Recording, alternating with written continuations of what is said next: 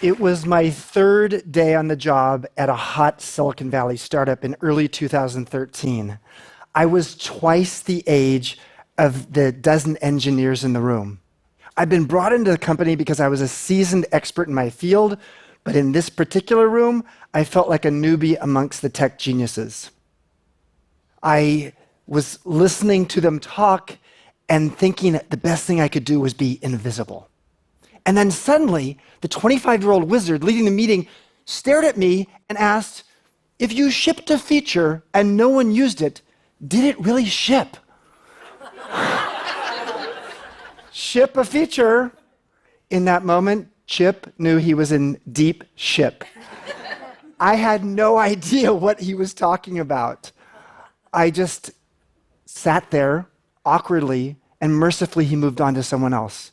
I slid down in my chair, and I couldn't wait for that meeting to end. That was my introduction to Airbnb. I was asked and invited by the three millennial co-founders to join their company to help them take their fast-growing tech startup and turn it into a global hospitality brand, as well as to be the in-house mentor for CEO Brian Chesky. Now, I'd spent from age 26 to 52 being a boutique hotel entrepreneur, and so I guess I'd learned a few things along the way and accumulated some hospitality knowledge. But after my first week, I realized that the brave new home-sharing world didn't need much of my old-school bricks-and-mortar hotel insights. A stark reality rocked me. What do I have to offer? I've never been in a tech company before. 5.5 years ago, I had never heard of the sharing economy, nor did I have an Uber or Lyft app on my phone. This was not my natural habitat.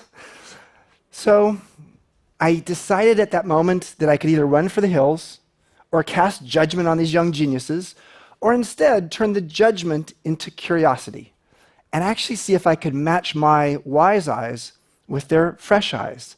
I fancied myself a modern Margaret Mead amongst the millennials, and I quickly learned that I had as much to offer them as they did to me. The more I have seen and learned about our respective generations, the more I realize that we often don't trust each other enough to actually share our respective wisdom. We may share a border, but we don't necessarily trust each other enough to share that respective wisdom. I believe, looking at the modern workplace, the trade agreement of our time is opening up these intergenerational pipelines of wisdom so that we can all learn from each other. 40% of us, almost 40% of us in the United States have a boss that's younger than us, and that number is growing quickly. Power is cascading to the young like never before because of our increasing reliance on DQ, digital intelligence. We're seeing young founders of companies in their early 20s scale them up to global giants by the time they get to 30. And yet we expect these young digital leaders to somehow miraculously embody the relationship wisdoms we older workers have had decades to learn. It's hard to microwave your emotional intelligence. There's ample evidence that gender and ethnically diverse companies are more effective. But what about age? This is a very important question, because for the first time ever, we have 5 generations in the workplace at the same time, unintentionally. Maybe it's time we got a little bit more intentional about how we worked collectively. There have been a number of European studies that have shown that age-diverse teams are more effective and successful. So why is it that only 8% of the companies that have a diversity and inclusion program have actually expanded that strategy to include age as just as important of a demographic as gender or race? Maybe they didn't get the memo. The world is getting older. One of the paradoxes of our times is that baby boomers are more vibrant and healthy longer into life. We're actually working later into life, and yet we're feeling less and less relevant. Some of us feel like a carton of milk, an old carton of milk, with an expiration date stamped on our wrinkled foreheads.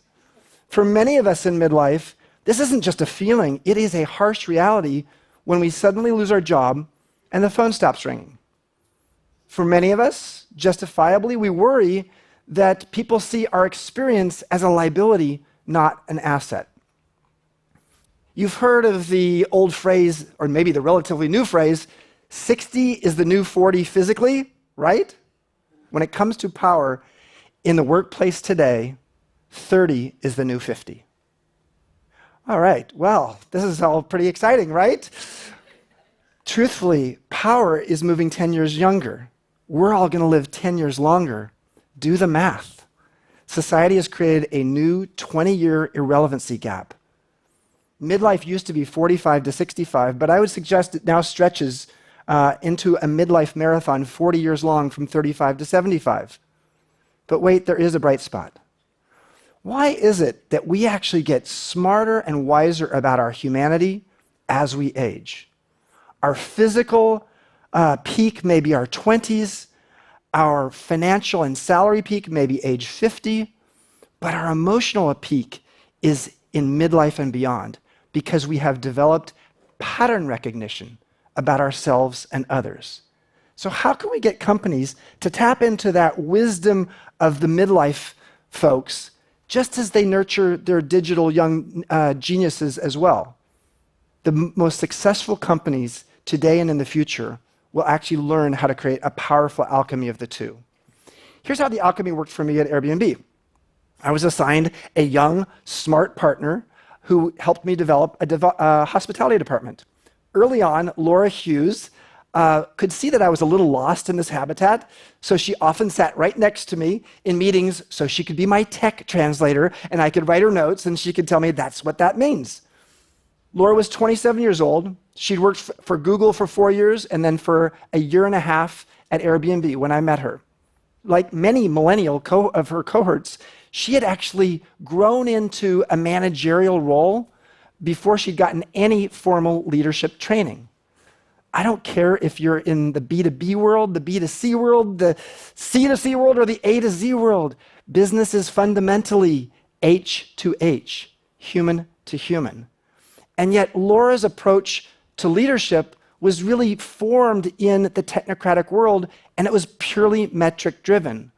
One of the things she said to me in the first few months is, I love the fact that your approach to leadership is to create a compelling vision that becomes a North Star for us. Now, my fact knowledge, as in how many rooms a maid cleans in an 8-hour shift, might not be all that important in a home sharing world. My process knowledge of how do you get things done based upon understanding the underlying motivations of everybody in the room was incredibly valuable in a company where most people didn't have a lot of organizational experience. As I spent more time at Airbnb, I realized it's possible a new kind of elder was emerging in the workplace. Not the elder of the past, who actually was regarded with reverence. No, what is striking about the modern elder is their relevance, their ability to use timeless wisdom and apply it to modern day problems. Maybe it's time we actually valued wisdom as much as we do disruption. And maybe it's time, not just maybe, it is time for us to definitely reclaim the word elder and give it a modern twist.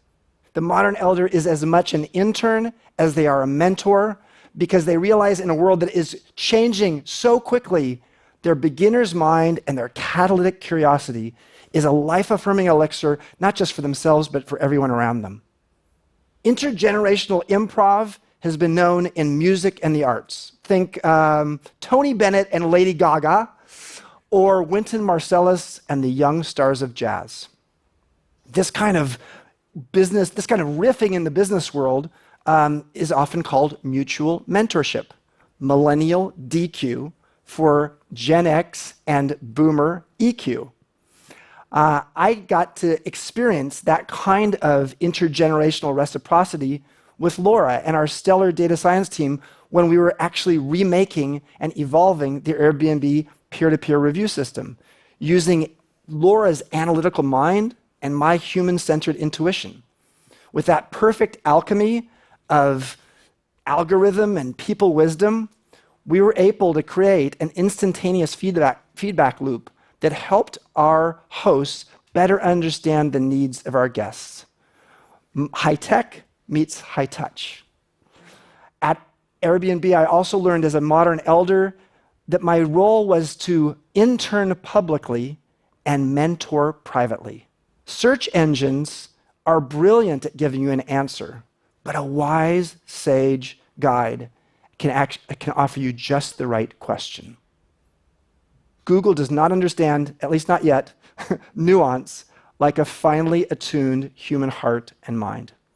Over time, to my surprise, dozens and dozens of young employees at Airbnb sought me out for private mentoring sessions. But in reality, we were often just mentoring each other. In sum, CEO Brian Chesky brought me in for my industry knowledge. But what I really offered was my well-earned wisdom. Maybe it's time we retire the term knowledge worker and replaced it with wisdom worker. We have 5 generations in the workplace today, and we can operate like separate isolationist countries. Or we can actually start to find a way to bridge these generational borders. And it's time for us to actually look at how to change up the physics of wisdom so it actually flows in both directions, from old to young and from young to old. How can you apply this in your own life? Personally, who can you reach out to create a mutual mentorship relationship? And organizationally, how can you create the conditions to foster an intergenerational flow of wisdom? This is the new sharing economy. Thank you.